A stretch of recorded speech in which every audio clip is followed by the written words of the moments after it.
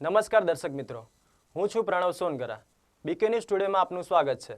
તો જોઈએ આજના મુખ્ય સમાચાર.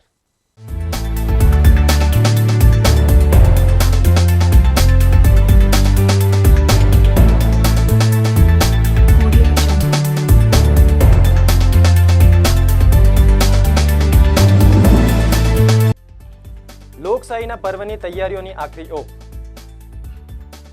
આવતીકાલના મતદાન માટે એસટી તંત્ર સજ્જ. ભાભર ખાતે લૂંટ કરી અજાણ્યા શખ્સો થયા ફરાર. ગઢ ખાતે ઠંડી છાશ અને ઠંડા પાણીની પરબ શરૂ કરાઈ. જોઈએ સમાચાર વિગતવાર. આવતીકાલે લોકસભાની ચૂંટણીનું મતદાન થવાનું છે. ત્યારે હવે ચૂંટણીમાં ગણતરીના કલાકો બાકી રહ્યા છે.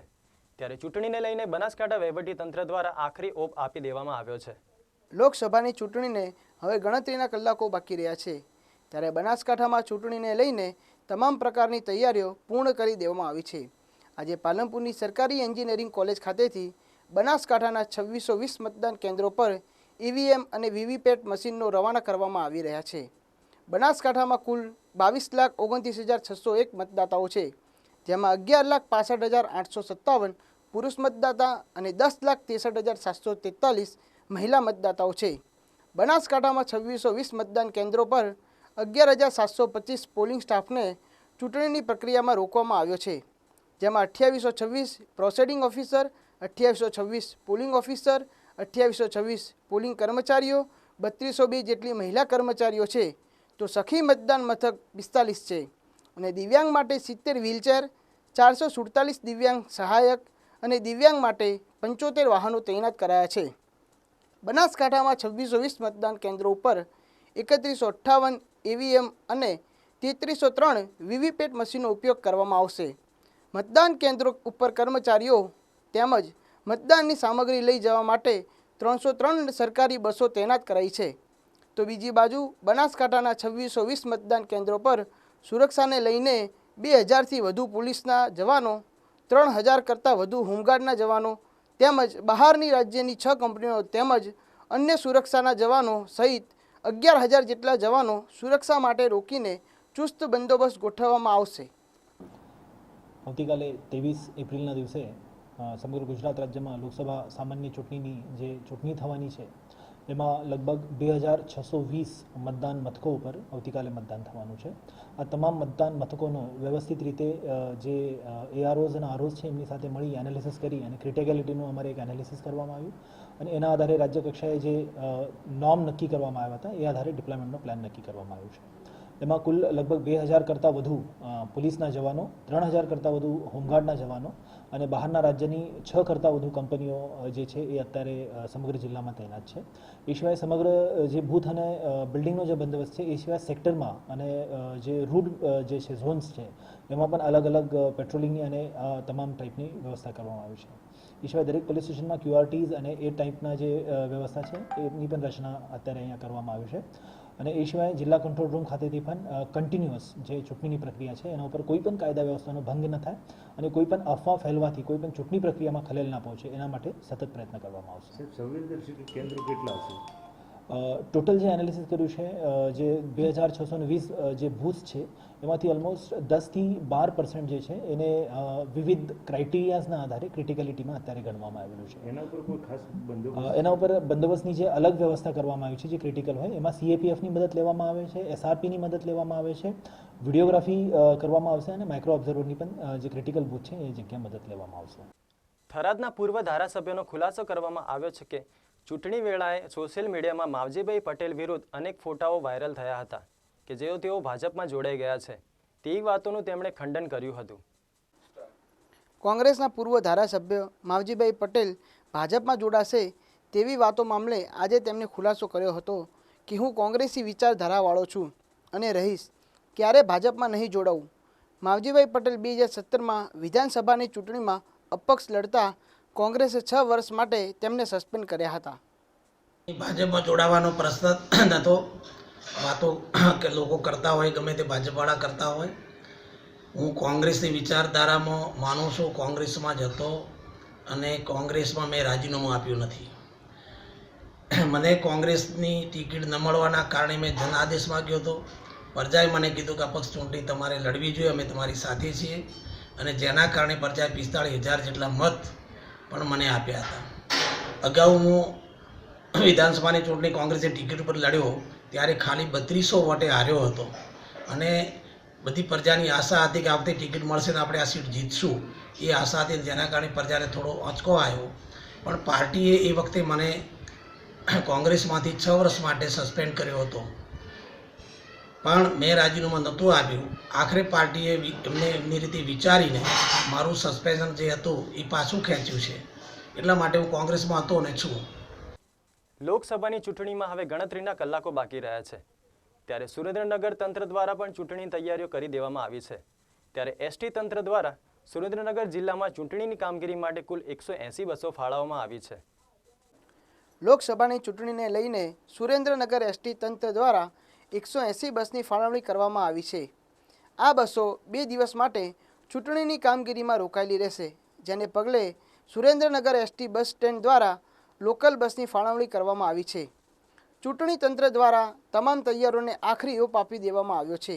ત્યારે ઈવીએમ મશીન અને સામગ્રી લઈ જવા માટે અલગ અલગ બસોની ફાળવણી કરવામાં આવી છે, જેમાં સુરેન્દ્રનગર એસટી તંત્ર દ્વારા કુલ 180 બસોની ફાળવણી કરવામાં આવી છે, જેમાં દસાડા 35, લીંબડી 32, વઢવાણ 43, ચોટીલા 32, ધાંગધ્રા 3, આમ કુલ 180 બસોની ફાળવણી કરવામાં આવી છે.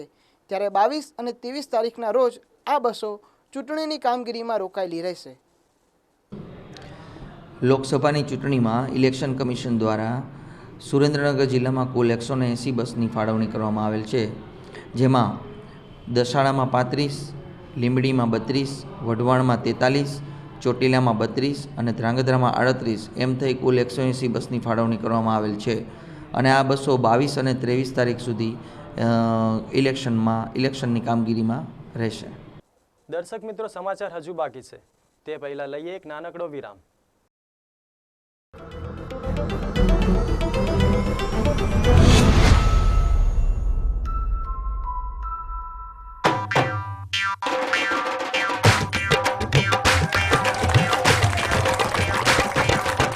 आज वोटिंग की बात होगी शेरो शायरी में, तो फरमाइए जनाब जो लिखा है डायरी में.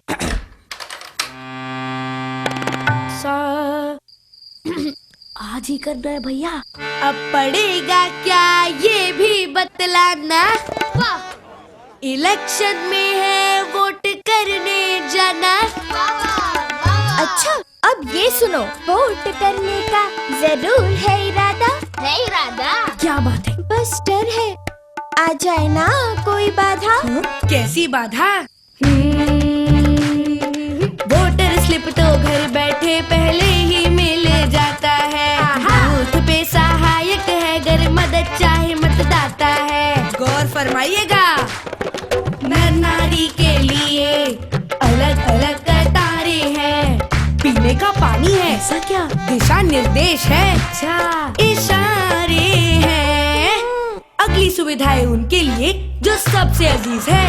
बुजुर्गों, विकलांग भाई बहनों को मिलती प्राथमिकता है.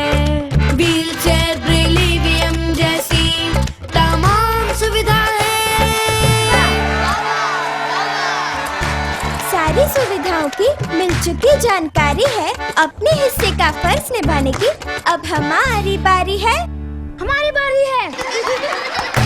तो बेफिक्र होकर चुनाव में हिस्सा लेने से चूके ना. याद रहे, इस माह त्योहार एक भी वोटर छूटे ना. To know your polling station location, SMS ECIPS space your epic number to 1950 or call the voter helpline.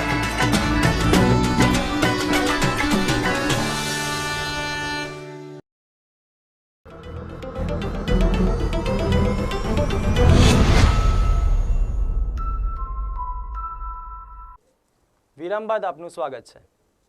Banaskantha જિલ્લાના ભાભર ખાતે સોના ચાંદીના વેપારી વેપાર કરતા દુકાન બંધ કરી પોતાના ઘર તરફ જઈ રહ્યા હતા, ત્યારે અજાણ્યા શખ્સો દ્વારા સોના ચાંદી ભરેલી બેગ તથા રોકડ સહિત લૂંટ કરી ફરાર થઈ ગયા હતા. બનાસકાંઠા જિલ્લામાં ચોરી અને લૂંટના બનાવોમાં ચિંતાજનક વધારો થઈ રહ્યો છે. ચોરો અને લૂંટારો બનાસકાંઠા જિલ્લામાં એક પછી એક ગુનાહિત પ્રવૃત્તિઓના બનાવોને અંજામ આપી રહ્યા છે. હાલ એક તરફ લોકસભાની ચૂંટણીનો માહોલ છે, તો બીજી તરફ ચોરો અને લૂંટારુઓ ચૂંટણીમાં વ્યસ્ત પોલીસ બંદોબસ્તનો લાભ લઈ રહ્યા છે અને એક પછી એક ચોરી અને લૂંટના ગુનાઓને અંજામ આપી રહ્યા છે. ત્યારે આવો જ એક લૂંટનો બનાવ ગત રોજ ભાભર ખાતે બનવા પામ્યો હતો. આ લૂંટની ઘટના જોઈએ તો ભાભર ખાતે આવેલ સોની બજારમાં સોના ચાંદીની દુકાન ધરાવતા સાગરચંદ ધારસીભાઈ ઠક્કર સાંજના સમયે નિત્યક્રમ મુજબ પોતાની દુકાન બંધ કરી અને પોતાના ઘર તરફ જઈ રહ્યા હતા. તે દરમિયાન ભાભર આઝાદ ચોક પાસે બે અજાણ્યા યુવક બાઇક પર આવી સાગરચંદભાઈ ઠક્કરના હાથમાં સોના ચાંદીના દાગીના ભરેલો થેલો લઈ આ અજાણ્યા લૂંટારુઓ ભાગી છૂટ્યા હતા. ચલો લે ઘરે જતો હતો વસ્તુ દાગીના હતા ઘરના લૂંટી ચલો તોડે લઈ ગયા ખાંચી. શું હતું અંદર થેલામાં? શું હતું? સોનાની વસ્તુ હતી, ચાંદી થોડી હતી, બાકી સોનાની વસ્તુ હતી, કેશ હતી લાખ રૂપિયા અંદરની. કુલ કેટલાની વસ્તુ હતી? વસ્તુ માલ 25 લાખ રૂપિયાનો માલ છે, લાખ રૂપિયા અંદરની કેશ છે. મોટા ભાઈ સગાળચંદ છે, સોના ચાંદીનો ધંધો કરે છે. ભાભરની અંદર સાંજે 7 વાગે દુકાને વધારી અને જનતા વિડીયો પાસે ઘરે જવા નીકળ્યા હતા. ત્યાં કને બે પલ્સર બાઇક ઉપર, લાલ બાઇક ઉપર આવેલા વ્યક્તિઓ એમના પાસેથી થેલો ઝપટી અને લઈને ફરાર થઈ ગયા. અંદાજિત 700 ગ્રામ સોનું છે, 500 ગ્રામ જેવી ચાંદી છે અને 80 થી 90 હજાર રૂપિયા રોકડા છે. અંદાજિત 25-26 લાખ રૂપિયાનો માલ છે ટોટલ. આ બાબતે પોલીસને જાણ કરી છે અને એની એફઆઈઆર ફાડવાની તૈયારી ચાલે છે. શકમન તરીકે બે હોન્ડા ઉપર સીસી કેમેરામાં દેખાય છે એ બરોબર એ જ માણસો છે અને એની તપાસ પોલીસ ચાલુ કરી છે. સાંજનો સમય હોવાથી આઝાદ ચોકમાં લોકોની અવર જવર ઓછી હોવાથી લૂંટારુઓ આ ઘટનાને અંજામ આપ્યો હતો. જે બાદ સાગરચંદ ઠક્કરે તાત્કાલિક પોતાના પરિવારને સમગ્ર ઘટનાની જાણ કરી હતી અને બાદમાં સાગરચંદ ઠક્કરે પોતાના પરિવાર સાથે ભાભર પોલીસ મથકે પહોંચી અજાણ્યા શખ્સો દ્વારા પોતાના પાસેથી 24 લાખની લૂંટ કરી ફરાર થઈ ગયા હોવાની ફરિયાદ નોંધાવી હતી.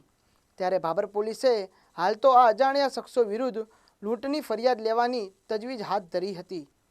હાલ લોકસભાની ચૂંટણીને લઈ હાઈવે પર નાકાબંધી રાખવા છતાં લૂંટારુઓ ભાગવામાં સફળ થતાં પોલીસ પર અનેક સવાલો ઊભા થઈ રહ્યા છે. ઉનાળાની કાળઝાળ ગરમીમાં લોકો પ્રવાહીનું સેવન મોટી માત્રામાં કરતા હોય છે. ત્યારે આજે ગઢ ખાતે રોટરી સેવા દળ અને રાયકા દાદા પરિવારના સંયુક્ત ઉપક્રમે ઠંડી છાશ અને ઠંડા પાણીનું પરબ શરૂ કરાઈ હતી. ગઢ ખાતે છેલ્લા 22 વર્ષથી ચાલતી સેવાકીય સંસ્થા રોટરી સેવા દળ દ્વારા આ વર્ષે પણ ઠંડા પાણીની પરબ શરૂ કરવામાં આવી છે. પરંતુ આ વર્ષે રાયકા દાદા પરિવાર દ્વારા ઠંડી છાશનો સહયોગ પણ આપવામાં આવ્યો હતો અને રોટરી ક્લબ પાલનપુરના પ્રમુખ કલ્પેશભાઈ શાહ અને હિતેશભાઈ સોનીના સહયોગથી ઠંડા મિનરલ પાણીની પરબ પણ ગઢ પટેલ હોસ્પિટલની નીચે કરવામાં આવી છે, જેથી સારવાર માટે આવતા લોકોને અને ગઢ ખાતે રોજબરોજ અવર જવર કરતા લોકોને આ સેવાનો લાભ મળી રહે, ઉનાળાની ગરમીમાં રાહત મળી રહે. આ કાર્યક્રમમાં ડૉક્ટર એલસી પટેલ, રોટરી સેવા દળના પ્રમુખ પ્રોજેક્ટ ચેરમેન રૂપસિંહભાઈ ચૌહાણ તથા લક્ષ્મણભાઈ કરણ તેમજ 16 ગામ લેઉવા પટેલ સમૂહ લગ્ન સમિતિના મંત્રી MM મોગા હાજર રહીને પરબને ખુલ્લી મૂકી હતી. ગઢ છેલ્લા 22 વર્ષથી કાર્યરત ગઢમાં એક સેવાભાવી સંસ્થા છે. ઉનાળાની આવી કાળઝાળ ગરમીમાં દર વખતે અમે મફત છાશ વિતરણ કેન્દ્ર ચાલુ કરીએ છીએ. આ વખતે પણ આવી ગરમીમાં રાયકા દાદા પરિવારના સાથ અને સહયોગથી પટેલ હોસ્પિટલ ગઢ નીચે અમે મફત છાશ વિતરણ કેન્દ્ર અને મિનરલ વોટરની સુવિધા ચાલુ કરેલી છે. તો દર્શક મિત્રો, આ હતા આજના મુખ્ય સમાચાર. વધુ સમાચાર માટે જોતા રહો BK ન્યૂઝ ટુડે.